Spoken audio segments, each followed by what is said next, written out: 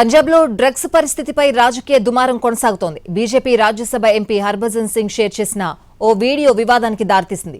ఇద్దరు వ్యక్తులు మత్తులో ఉన్నట్లుగా కనిపిస్తున్న ఈ వీడియోను పంజాబ్లోని జాంబీ డ్రగ్ పరిస్థితికి ఉదాహరణగా ఆయన ఎక్స్లో పోస్ట్ చేశారు.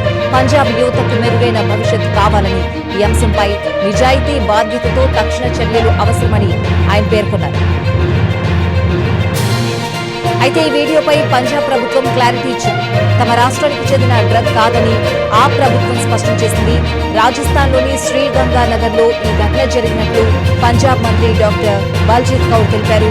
పంజాబ్ పరిస్థితిని తప్పుగా చూపిస్తూ బీజేపీ రాజకీయ ప్రయోజనాల కోసం రాష్ట్ర ప్రతిష్టను దెబ్బతీస్తోందని హర్భజన్ సింగ్ పై ఆమె విమర్శలు చేశారు.